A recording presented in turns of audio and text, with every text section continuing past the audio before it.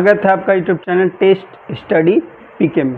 तो मैं फिर से आप लोगों के लिए साइंस का ऑब्जेक्टिव लेकर आप लोगों के लिए हाजिर हूँ। तो सबसे पहले क्या करिए, चैनल पर आप नए हैं तो चैनल को सब्सक्राइब कर दीजिए, वीडियो को दोस्तों के बीच में शेयर फर्स्ट में कर दीजिए, ठीक है। लास्ट में आपको वीडियो अच्छा लगेगा तो लाइक कर दीजिएगा और कमेंट करके बताइएगा अपना सुझाव कैसा लगा, ठीक है। तो चलिए प्रश्न की ओर चलते। पहला है, पायरुवेट के विखंडन से कार्बन डाइऑक्साइड जल ऊर्जा देता है और यह क्रिया होती है। बोल रहा है कि जो पायरुवेट है उसका विखंडन होगा, यानी वो जब टूटेगा, वो क्या होगा, जब टूटेगा तो क्या क्या देगा, कार्बन डाइऑक्साइड देगा, जल देगा और ऊर्जा देगा। पायरुवेट टूटेगा तो क्या क्या देगा, याद रखिएगा, कार्बन डाइऑक्साइड देगा, जल देगा और ऊर्जा देगा। ये जो विखंड पायरुवेट जो विखंडन टूटता कहाँ होता है, ये पूछ रहा आपको। कोशिका द्रव में होता है, माइटोकॉन्ड्रिया में होता है, हरित लवक में होता है या केंद्रक में। बताइए कि जो पायरुवेट का विखंडन पे कहाँ से होता है, कहाँ किस पास से होता है पायरुवेट का विखंडन, ठीक है। तो कहाँ होता है, माइटोकॉन्ड्रिया में, ठीक है। कहाँ होता है, माइटोकॉन्ड्रिया। माइटोकॉन्ड्रिया को कोशिका का बिजली घर कहते हैं। माइटोकॉन्ड्रिया को क्या कहते हैं, कोशिका का बिजली घर, ठीक है। माइटोकॉन्ड्रिया को हम लोग कोशिका का बिजली घर भी कहते हैं, ठीक है। याद रखिए, ये भी प्रश्न पूछता है कि किसको कोशिका का बिजली घर कहते हैं। तो माइटोकॉन्ड्रिया कोशिका का क्या होता है, बिजली घर कहते हैं, ठीक है। आगे, निम्न में से कौन सा पदार्थ लेंस बनाने के लिए प्रयुक्त नहीं किया जा सकता है। बोला कौन, इसमें जो ऑप्शन है उसमें बताना है कि कौन ऐसा है जिसको हम लोग लेंस नहीं बना सकते हैं, उसका प्रयोग करके, उसका इस्तेमाल करके या यूज करके उससे लेंस नहीं बना सकते हैं, ये बताना है। तो ऑप्शन ये रहा, जल, कांच, प्लास्टिक या मिट्टी। किससे बुआ बताओ कि लेंस नहीं बन सकता है, जल्दी से बताइए। तो मिट्टी से लेंस नहीं बन सकता है, मिट्टी से लेंस आप नहीं बना सकते, ठीक है। मिट्टी से लेंस नहीं बना सकते। बाकी प्लास्टिक, कांच और जल से आप लेंस को बना सकते हैं, ठीक है। लेंस, ये सारी चीज़ से लेंस बन सकता आसानी से। किसी बिंब का वास्तविक प्रतिबिंब समान आकार का प्राप्त करने हेतु बिंब को उत्तल लेंस के सामने कहाँ रखा जाए। बोल रहा है कि ऐसा बिंब मतलब होता है प्रतिबिंब, बिंब मतलब होता है वस्तु। बोला है कि वस्तु को कहाँ रखे कि प्रतिबिंब एकदम समान आकार के, यानी जितना आकार के वस्तु रहे उतना ही आकार का प्रतिबिंब बने। कहाँ रखेंगे, दर्पण में। तो देखिए ध्यान दीजिएगा, एक बात बताते हैं। यहाँ देखिए, मान लीजिए कि ये अवतल दर्पण है। कौन सा दर्पण है, अवतल दर्पण। ये उसका मुख्य अक्ष है, क्या है, मुख्य अक्ष। ये अवतल दर्पण के क्या है, मुख्य अक्ष, ठीक है। इसका यहाँ मान लीजिए वक्रता केंद्र है, क्या है, वक्रता केंद्र। यहाँ पे फोकस है, कोई दिक्कत। ये कौन सा दर्पण है, या आपका उत्तल दर्पण है। तो बोला कौन सा दर्पण है, यानी सॉरी, कौन ऐसा जगह वस्तु को रखें, कैसा जगह वस्तु को रखें कि प्रतिबिंबित नहीं बनेगा। तो देखिए आपको बता, ध्यान दीजिएगा। पहले अनंत में रखें वस्तु, कहाँ रखे, अनंत में रखिएगा, वस्तु को अनंत में रखें। वस्तु को अनंत पे रखिएगा ना तो फोकस पर प्रतिबिंब बनेगा, ठीक है। पहला नंबर, अनंत पर रखिएगा तो कहाँ बनेगा, फोकस। ध्यान दीजिएगा, अनंत और वक्रता केंद्र के बीच रखेंगे। कहाँ रखेंगे, अनंत और वक्रता केंद्र के बीच। तो कहाँ बनेगा, यहाँ बनेगा दूसरा नंबर, यहाँ है दूसरा नंबर। अनंत में वस्तु है तो फोकस पर बनेगा प्रतिबिंब, ठीक है। अनंत और वक्रता केंद्र के बीच है तो प्रतिबिंब कहाँ बनेगा, वक्रता केंद्र और फोकस के बीच बनेगा। इधर एकदम समान आकार के, इधर थोड़ा सा बड़ा होगा, ठीक है, ऐसा नीचे में होगा।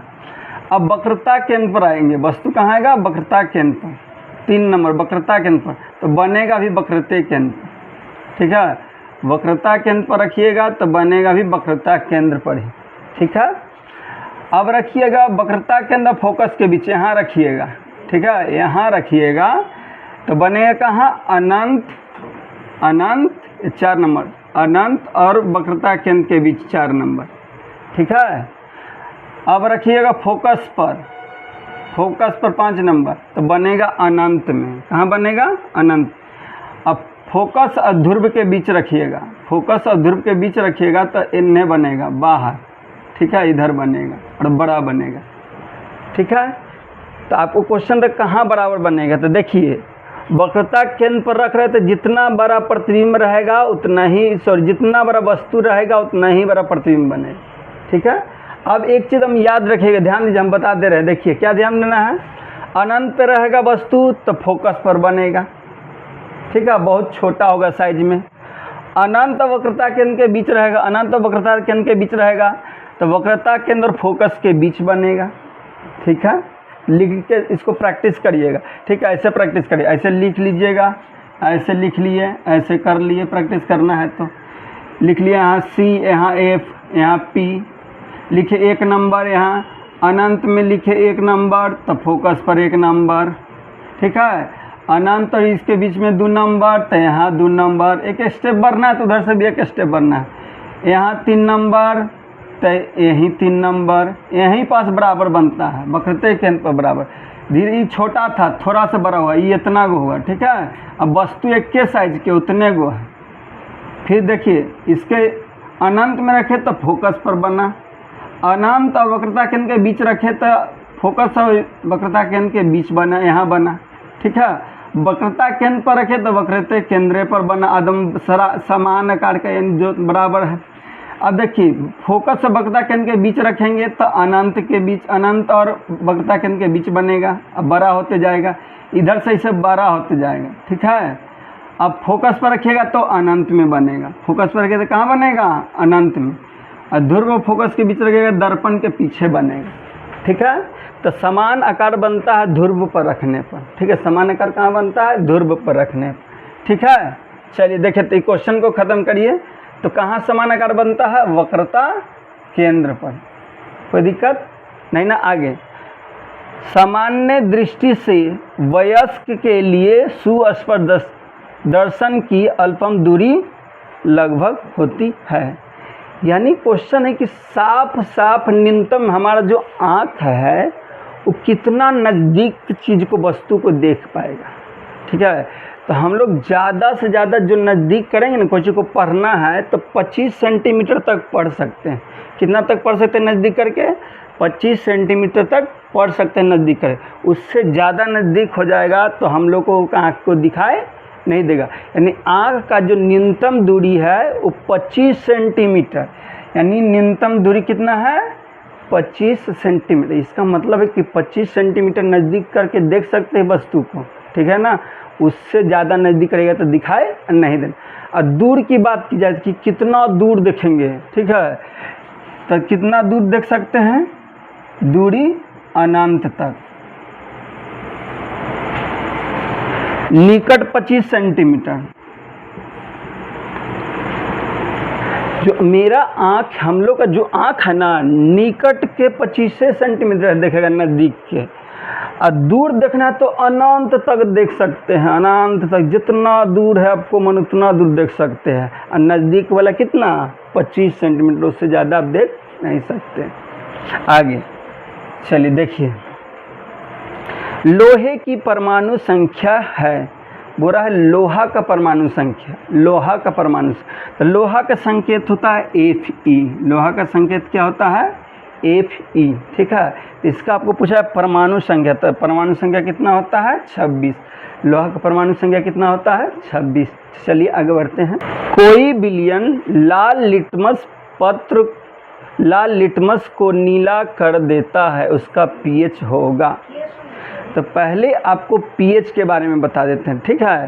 पहले देखिए, यहाँ देख लीजिए pH, मान लीजिए ये pH में शुरू होता है 0 से, उसके बाद 1 2 3 ऐसे करते करते करते करते कितना हो जाता है? 14 तक। pH जो स्केल होता है वो कहाँ तक जाता है? 14 तक जाता है, ठीक है ना। 14 तक जाता है, 14 तक जाएगा। मान लीजिए 1 2 3 4 5 6 7, ये बीचे बीच 7 है, ठीक है। तो 0 और 7 के बीच में अम्ल होगा, 0 और 7 के बीच में क्या होगा? अम्ल।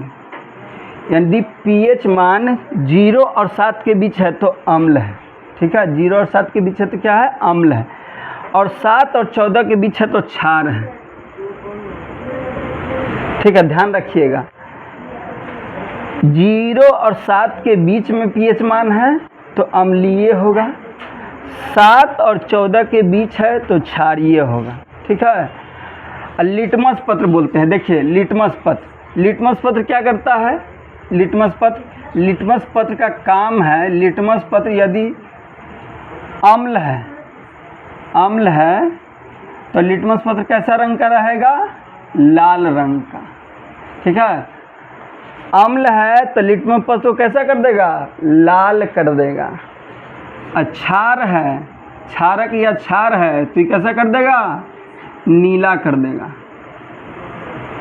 ठीक है ना, याद रखिएगा। यदि अम्ल है तो लिटमस पत्र को लाल कर देगा, ठीक है। यदि क्षारक या क्षार है तो लिटमस पत्र को नीला कर देगा, ठीक है, याद रखिएगा। नीला को कभी कभी पूछता है कि नीला को लाल कौन करता है, नीला को लाल तो कौन करेगा, अम्ल, ठीक है। अम्ल जो रहता है नीला को क्या कर देता है, लाल कर देता है। और लाल को नीला कौन करता है, लाल को नीला ये क्षारक करता है, ठीक है, क्षारक। क्षारक है जो लाल लिटमस पत्र को नीला कर देगा, अम्ल रहेगा तो नीला लिटमस पत्र को लाल कर देगा, अम्लीय लिटमस पत्र है तो लाल दिखेगा, क्षारीय लिटमस पत्र है तो आपको नीला दिखाई देगा, ठीक है। आपको pH के बारे में बताया कि 0 से 7 के बीच में है तो अम्लीय रहेगा और 7 से 14 के बीच में है तो क्षारीय रहेगा, ठीक है। आइए प्रश्न की तरफ। अब प्रश्न आपका क्या होगा, आसानी से सॉल्व होगा।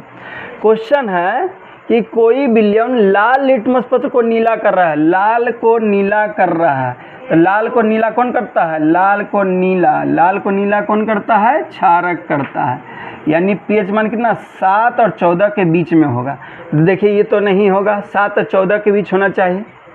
देखिए 7-14 के बीच में ये आ रहा है कि नहीं, ये भी नहीं आ रहा, 7-14 के बीच में ये भी नहीं आ रहा।